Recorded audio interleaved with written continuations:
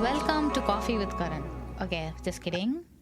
Get ready for a wild ride on Newcomers to Trailblazers. Our guest, the unstoppable Karan Johar, hails from the exotic lands of Jammu and Kashmir, and with a childhood spent navigating the twists and turns of northern part of India. Karan knows a thing or two about adventure, but her life took an unexpected turn when she landed in Canada. Her 12 years of suffering from a stereotyped medical condition made her feel alone in her journey. Often misdiagnosed, but there came a friend who stumbled upon an article that gave her hope.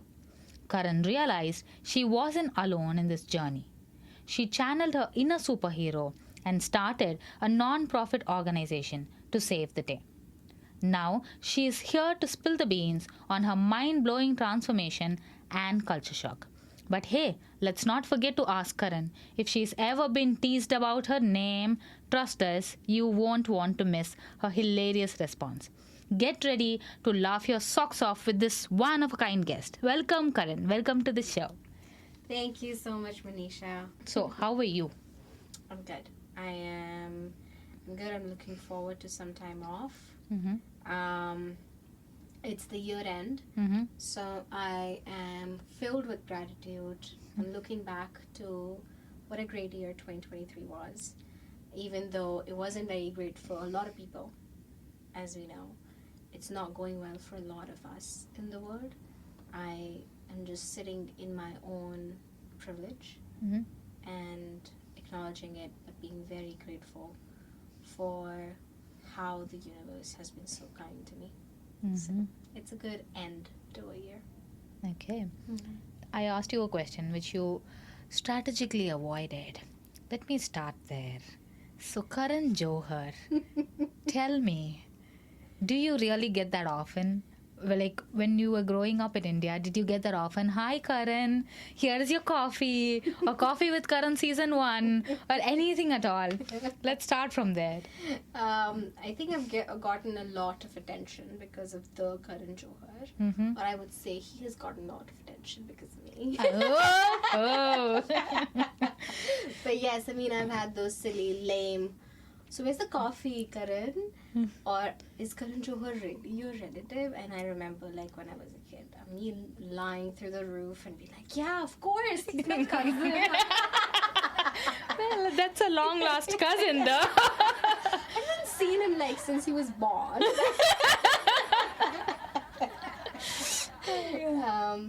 But yes, I've been asked, I've been told, been like, are you really Karan Johar? And I'm like, do I look like Karan Johar? But yeah, all people of Bollywood Mm-hmm. have tried to crack that on me. Okay. So, people who are listening to this and do not understand what is going on right now, let me give you some insights. So, Karan Johar is an Indian, I would say, North Indian, Bollywood based director, scriptwriter, screenplay person, and he also has a show which is called Coffee with Karan, and he's amazing at what he does. So, you know where the relevance comes from. Now let's channel our that Karan Johar. Relevance into our Karan's podcast show. Who were you back in India? Who was I back in India? I was born in India, as you mentioned. I am from Jammu and Kashmir. My father is a businessman. He's moved around the country because of business, and I've like kind of lived in this love triangle Mm-hmm. of Jammu, Kashmir, Haryana, and then moved to Chandigarh for a few years for my studies. So I grew up. I grew up in India. I was studying in India. I did some parts of my higher education in India, and then I transferred to Canada for continuing my education. Mm-hmm. Did you always know that you wanted to move to Canada? I actually never thought Mm-hmm. I would. I was that person who was like, I need to get that 98% score Mm-hmm. so I can go to Delhi University. Mm-hmm. Every single commerce student Mm-hmm. in North India is told, if you go to Delhi University, that's the only time you'd be like acknowledged for your existence. Other than that, who are you? Like, why did you even pull up those forms for getting a commerce degree, right? And then it's like, okay, BU, IIM, like all that, you know, Shazam of like being a commerce student in your life as a BBA or BCom, as we used to say back home. You need to get that. So I was like head down studying. No dreams of going outside the country. I thought I would when I'd pursue my higher education. Like I had Howard posters in my room. I was like, I'm gonna be let's like talk about manifestation. So I was like, I'm gonna be there, but I need to like, you know, crack the code here, you know, learn more and everything. Never once in my life I thought, and actually nobody from my house that I was aware about from my family that went abroad, but it wasn't ever in my mind. And when I got that score that I wanted, and I got the college I wanted to be in, the university I wanted to be in, my mom pulled the perfect emotional tactic on me the night before. We were supposed to go pay the fees.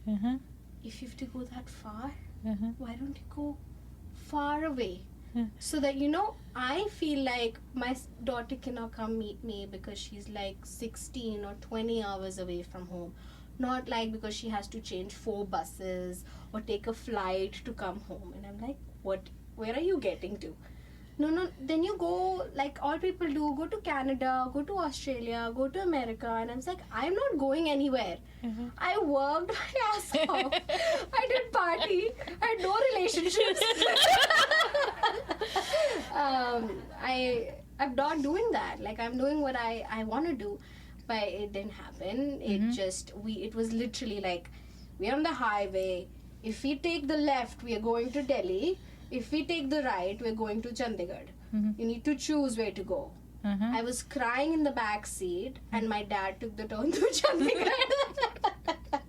So I think that's when I got to a university that does transfer program to Canada. But still, I was in India.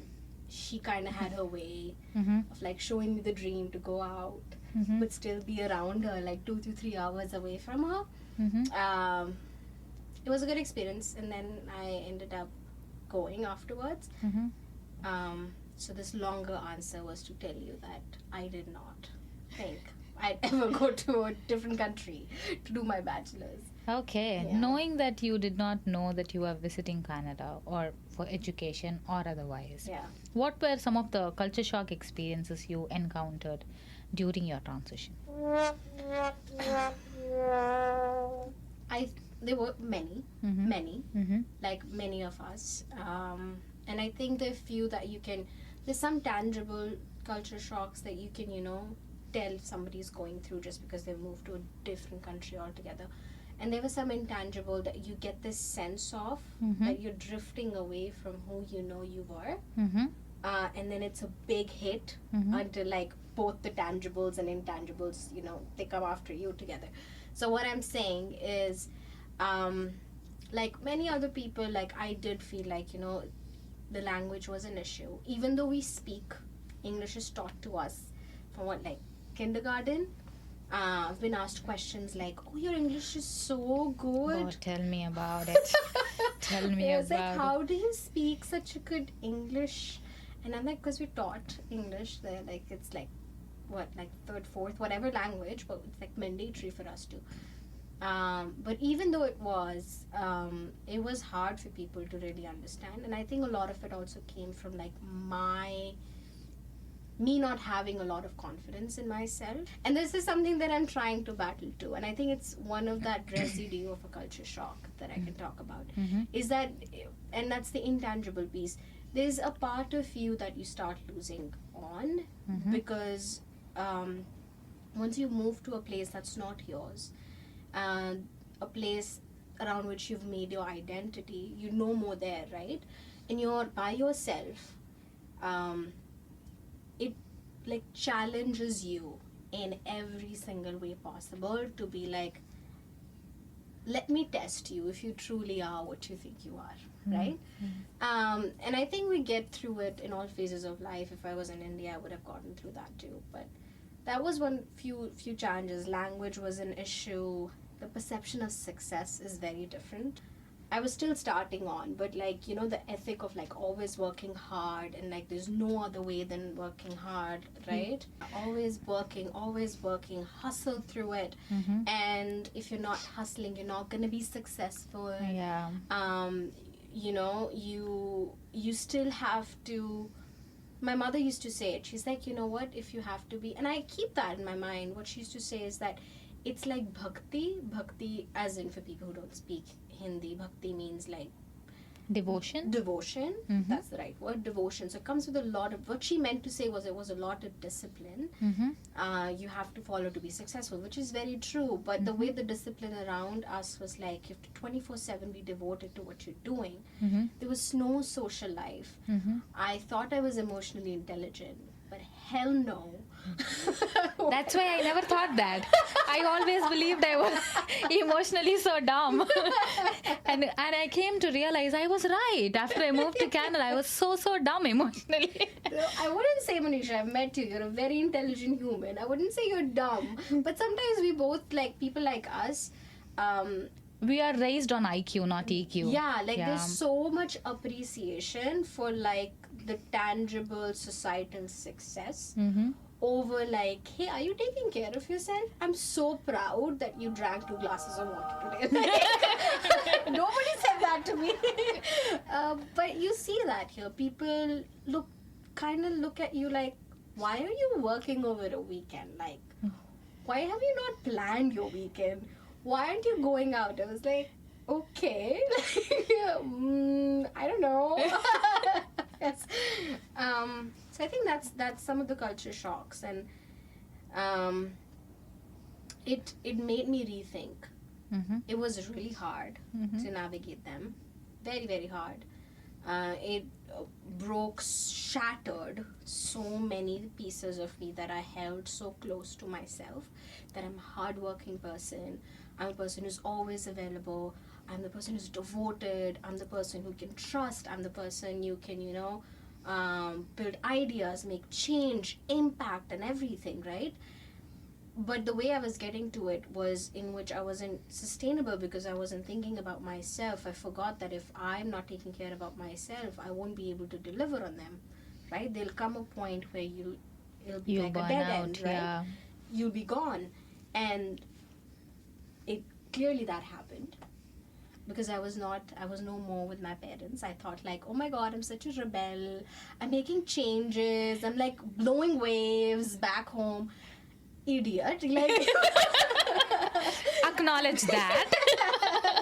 You had your parents, you had your friends, you were in a place that was known to you, right? And the moment me with my thoughts, my idea of life was taken from that safety net to a place that was an open freaking field, I was like, where am I? And I was failing. I was failing tremendously. Yeah, so that was my culture shock. Yeah, I did fail a lot. You have mentioned failing, so I'm going to use this opportunity to ask you the right question. So share with us the story of failing a class in your first semester. I mean, lady, come on. You moved for education. Why would you fail? All this talk about dedication and devotion and hard work, and she fails her first semester. Apparently, I know now that you go to university, you can check that what course are you going to study, in which university. It gives you feedback, right? So I read the word philosophy and I was like, damn right, I am taking a philosophy course. I am going to be the Descartes? I don't know what's the name of the guy. I'm sorry if I'm pronouncing it wrong. But I was like, I am going to sit in this class and I'm going to learn so much. Sometimes like validate my philosophical ideas and like, everything like that. So excited. Went to the class, first day into it, blew my mind. I didn't even know what she was talking about. It was like she's talking in French to me. I've no idea why are we using maths in philosophy. Like, what is happening with me? Let me try the desi version of studying. What is that? All-nighter. All-nighter. I was like, I pulled an all-nighter. I used to live in the residence, so I went to the library and I was studying there from what? Started studying somewhere around 9 in the morning, and it was around 3 or 4 a.m. And I was like, around 5, I decided I'm gonna go to the res. I was smelling bad. I was like, I'm gonna go to the res. I'm gonna shower, change, grab a bite, and then I'm all set. Everything is in my mind. I'm a philosopher. I can write a paper right now. I'll just vomit everything out. 8 a.m. in the morning. And I went in, I took a shower, and next thing I know, it's 2 p.m. And you missed your exam? Like, did you not fail by giving it and then you failed? No. Did you actually miss it? Yeah, I slept through it. My exam. Talk about burnout, ladies. But it was a good learning experience. I mean, it was a very expensive learning experience. Oh, make mistakes, they say. Everything is expensive in Canada. This is a very expensive mistake. Most of the people that I've met that are from where I am, they would say that, it's in us. We don't say no to anything. Oh, tell me about it. Right? We don't say no to anything. We feel like, yeah, we'll do everything. And it's a good thing, you would see, and I was reading about it, the people of color are actually the most ambitious women. Yeah. And the most hardworking women you'd ever meet. So it does come from experiences like that. It has one of its downfalls too, right? You just need to learn how to manage it. That's why I see a lot of us having extra passions on the side, because we are like, so you're always trying to multitask, you're always trying to be everywhere. So it's really hard for us to stay on one thing if you're doing it. But I think it comes with its own benefits. So that was my number one that I really learned. Number two was time management. You need to be... Nothing in Canada works on brown time. Oh. So, somewhere I read, if you're not in time, so when I say in time, which means if you have an appointment by 10, you have to be there by 9:58. That's what in time is. I'm not talking about on time. So, if you're not in time, you're late. Yeah, so that's some of the culture shocks, fun stuff of adjusting in Canada. Now that we have spoken about cultural experiences, I realized that you went through healthcare revolution within yourself. And what kind of challenges did you face with your health? Yeah. So I talk about it all the time. And the reason I talk about it is because it took such a long time for me to actually know that it's a problem with my health and it's not in my mind. So, so I am a patient of endometriosis. It's a whole body condition. It's a tissue similar to your uterus lining that starts growing somewhere else in your body. So it can literally grow anywhere else. People have had it. It was previously only, the research is so less, they thought that it was only outside the uterus, literally outside. But it's everywhere. It could be found even in your lungs, knees, back, that tissue can grow anywhere. So essentially, what happens is that the growth of the tissue stimulates the same kind of symptoms. Not same kind of symptoms, but it simulates symptoms that lead to things like extremely painful periods in a way that you cannot do anything else. You can't function. I used to always be in hospitals or fainted on floors, or my mother is coming to my school to pick me up, even though me taking the courage of it's okay if I got my periods last night, I'm gonna drag myself to school because hey, I am not a baby. Because you are A woman. You know in India Yeah. how it works. Yeah. You always gaslit in some way to be told like you're stupid for feeling what you're feeling. Oh, yeah. Right? So Like, true. what are you, a baby? You are supposed to endure it, not tell anybody about that. You're dying inside because of the pain. And you're not really going through the pain, it's just in your head. Oh, that is so common. That is so, so common. And you're not allowed to cry. And crying is a Oh. weakness. Vulnerability is a weakness. Mm. When you have the audacity to feel happiness, anger, how is crying a weakness? And especially with a medical cause, you are going through pain, not just in your body, you're going through mental pain. Mm-hmm. Yeah. And that kind of challenges you, breaks you down.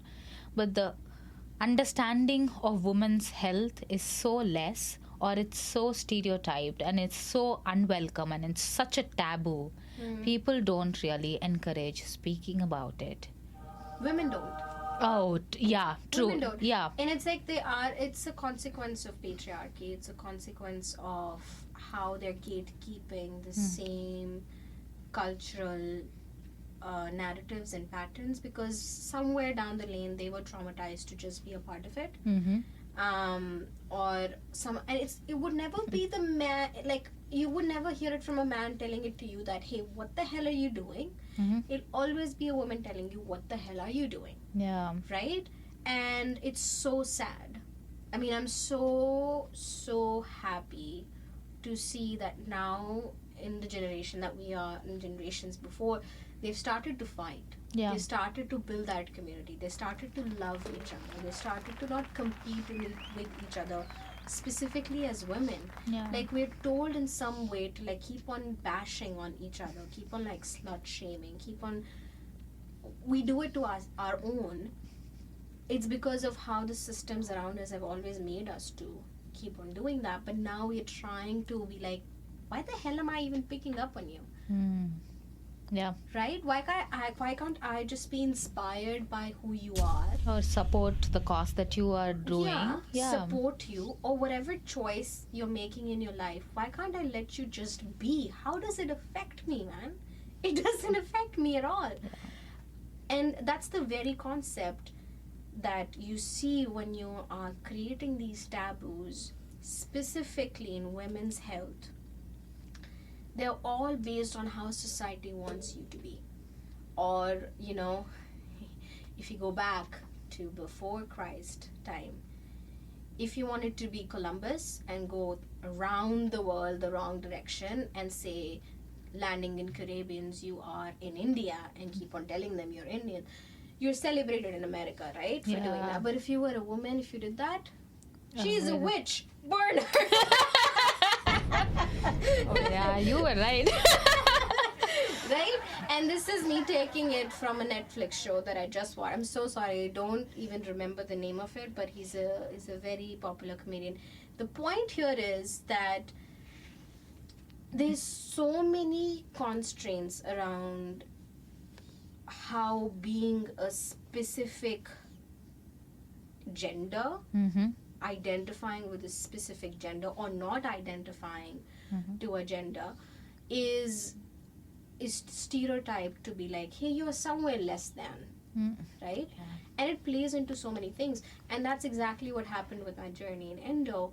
I was talking about what it is. I mean, it takes 7 to 12 years to diagnose endometriosis.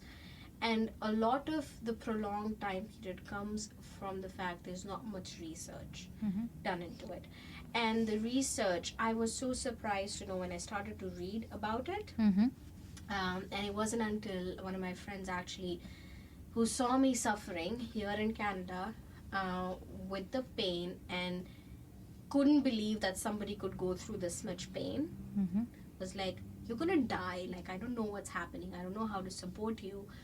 And I remember them Googling everything and be like putting all the symptoms, and something showed up, and it was like article on a PhD article. Somebody was presenting a thesis on endometriosis. And Manisha, it was like, I wanted to cry. Like, it was a relief, a weird relief I had, but it was hurtful. Mm-hmm.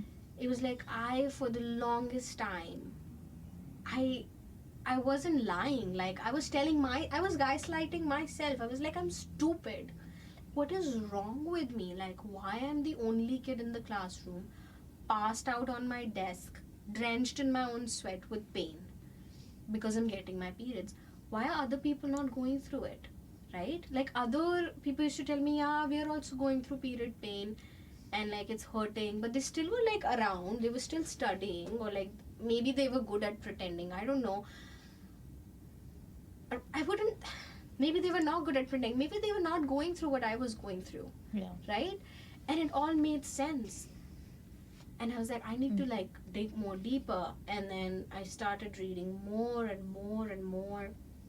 And you know that singer Haley? Mm-hmm. She made a speech on one of, I think it's Endo Watt's annual gala. I might be wrong.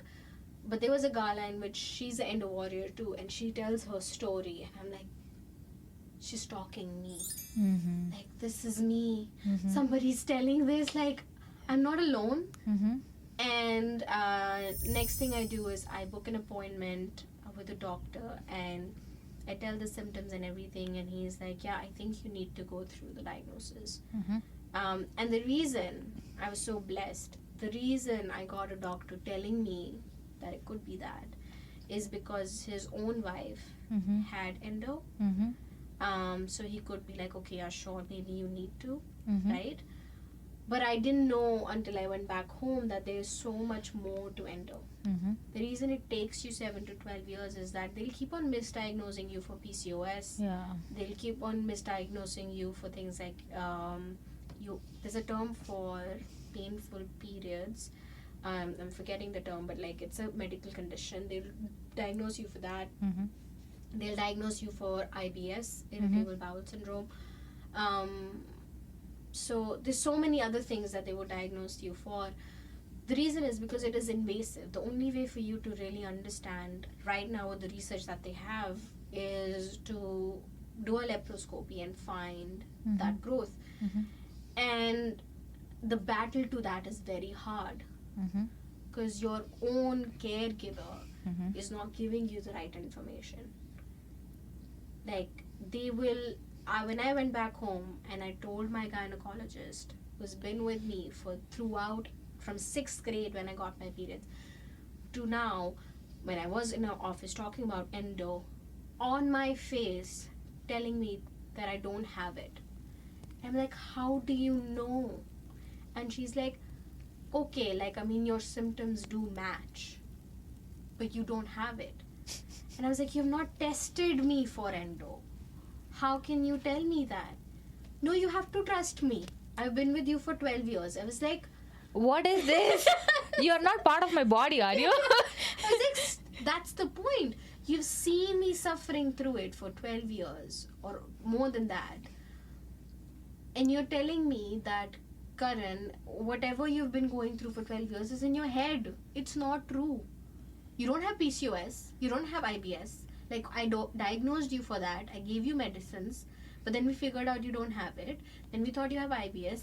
No, you don't have it. Then we thought you just have painful periods. We were giving you like those very heavy medications that was like killing your liver, but still you were ending up in the hospital.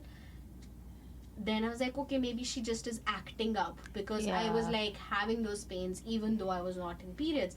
But that is what endo flares are called. Like, that's one of the things that happens in flares. And I'm like, it was like me educating my doctor. And I'm like, you're supposed to give me this information. How do I trust you? And then I went into the community and I'm searching and I'm in a Facebook group. And like, there's so many people like us who trust their doctors and are told to be like, it's not true. My doctor even told me so many times, you know what? Wait for it. Wait to get married. Oh, let me complete the sentence for you. Get married, have kids. Everything will be fine. Your periods will regularize. Tell me about Pain it. will go away. Oh, It will yeah. like magically disappear. I don't understand when an organ goes inside another organ, how does pain go away?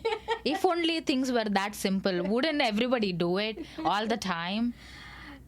I just don't understand the fact that, and she's a woman, like she understands what I'm going through. She should be like, she has the same like body structure as I have. Bro, there's a reason we've put a lot of research in pain medication. Not in you. Yeah, and I couldn't process the fact that there was similar understanding of women's health here in Ghana. Like it's supposed to be a better place that's open, inclusive, Developed country. Yeah, it's a developed country, but unfortunately, the understanding of women's health is there. It's still at a very low level. Mm-hmm. And after I was diagnosed, I mean, it was a battle up, right? After I was diagnosed, I made it my purpose to be like, everybody needs to know about it. And through it, everybody needs to know that there needs to be more money put into women's health. We need more investment in understanding women's health. So, how do you educate? How did you design the program to educate youth and young adults with the passion that you have for healthcare? So we all collaborated. Glow Within came into being. The name is Glow Within Foundation. So me and my co-founders, we had this vision of making a better future for our younger selves, essentially. Mm-hmm. So that's how Glow Within came into being. It was a university project, as I said. We did some research and understanding where the gaps are at right now, given what the needs are for young adults, youth, how their quality of life should be improved, focusing on their physical, mental, emotional health, on their well-being.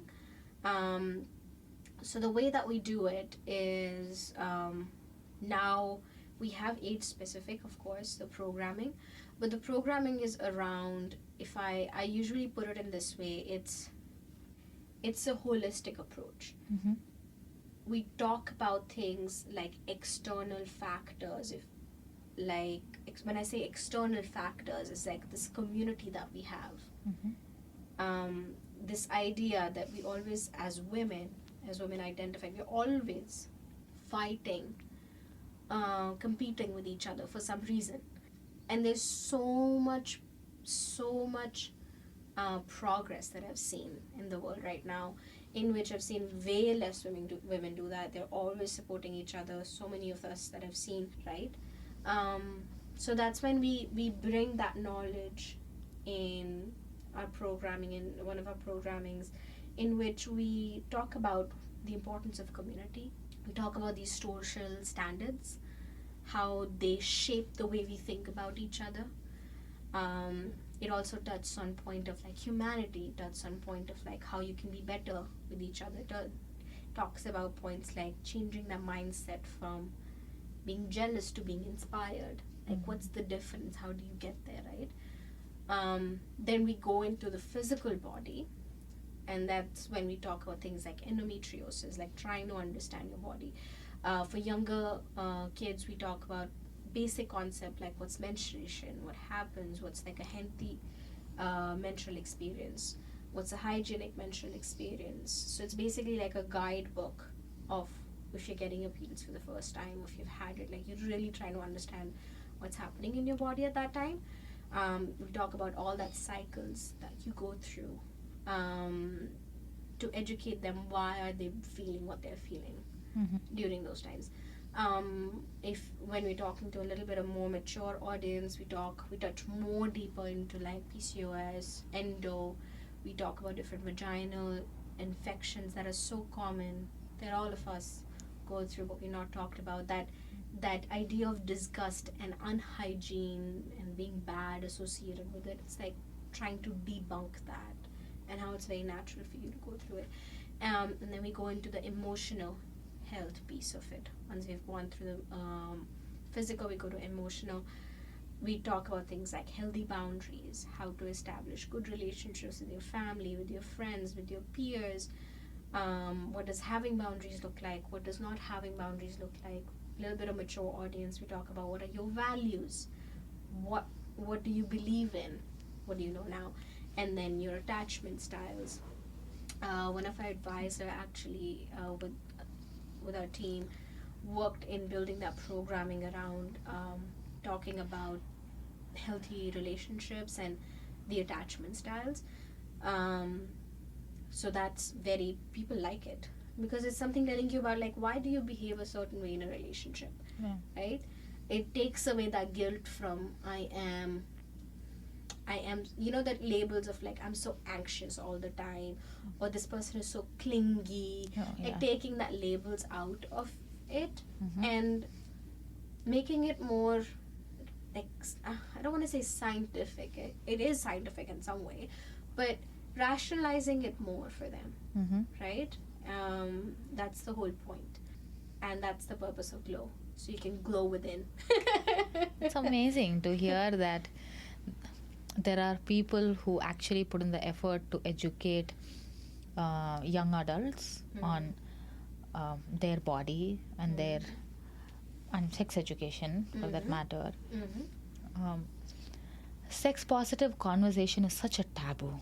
I mean, you cannot have a sex positive conversation, like a fun sex positive conversation with your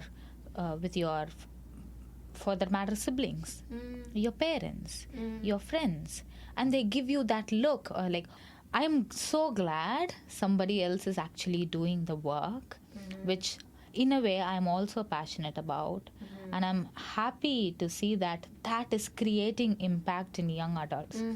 Even today in 21st century, and Gen Z is coming up, and there are still some Gen Zers who are very uncomfortable talking about it. And if they're going through it, and then I'm sure they are telling you, oh, it's that time of the month. I was like, I'm having my periods. How difficult is it to say? Why are you shaming yourself? Why are you protecting that you should not use the term? Why is it? So that is, I'm so glad you're doing work on that, and I'm so happy to see that. It's so inspiring. It is so inspiring. I don't know what else to say. I'm so inspired by it. It's a village, right? I mean, if I wouldn't have met my co-founders, this wouldn't have been into being. At least for me being involved in it. So I'm so grateful.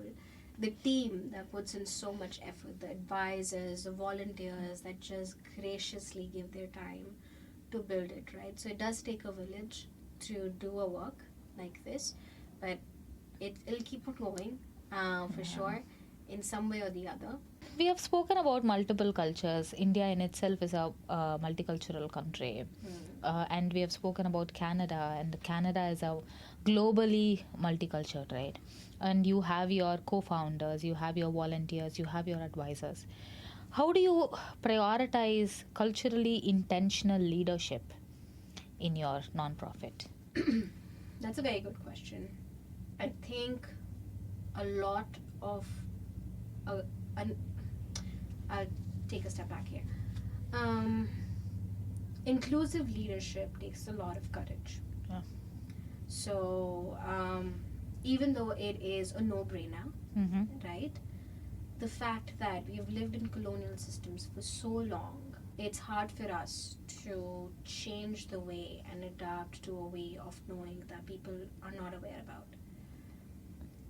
To ensure inclusive leadership, you have to be a person who is ready to learn. You have to be a person who's empathetic, and you have to be a person that has to come from a place of curiosity all the time. But it doesn't have to be a curiosity that's like, oh, I'm so curious to know how do you speak such good English? Not that curiosity, but respectful jinx. Respectful curiosity. Yeah, respectful. Like you have to be ready to learn. And as a person of color, with a lot of privilege, I think it's my responsibility to make sure that there's voice on table to represent as much as I can, not just for myself, but any other underrepresented group that I can bring in, or equity deserving group that I can bring into the conversations, right? And we are moving towards it. It could be through leadership, it could be changing things in programming, it could be talking to them to where they're at, right? Even if you're looking in terms of leadership, giving people space to tell you where do they feel the most inspired and happy, and without any judgment, what would they love to have or to know, like something that would be like, okay, this is a safe space for me, this is what safe space means to me, right?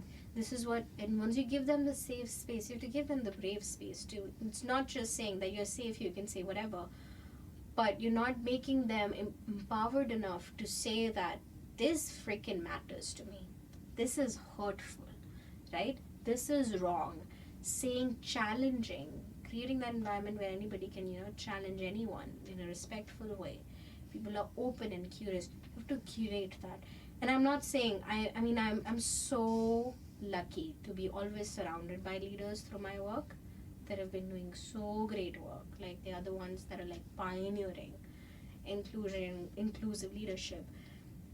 I am learning from them, and I take the nuggets of it and try to apply it wherever I go. If I'm in an advisory position, if I'm on a board, if I'm in my non-for-profit, if I'm doing some other work, I try to bring that curiosity and that lens of like, I want to know. Yeah. Be inclusive, but don't try to fit in. Belong with yourself and belong with others. Try and belong, not fit in. That's beautiful. Yeah. Thank you. Yeah. Thank you so much for being a guest on our podcast show, Newcomers to Trailblazers. Thank you for sharing your incredible journey and the important work that you're doing through your non-profit organization. It is very inspiring to hear everybody's story, and this is close to my heart. The work that you're doing is very close to what I believe in, and people who know me already know that I believe in the work that you're doing. And to our listeners, thank you for tuning in. If you haven't subscribed yet, we encourage you to do so. We release bi-weekly and can be found on Google Podcast, Apple Podcast, and Spotify. Don't forget to follow us on Insta, LinkedIn, and TikTok for more exciting updates. Take care and ciao. Bye-bye. Bye.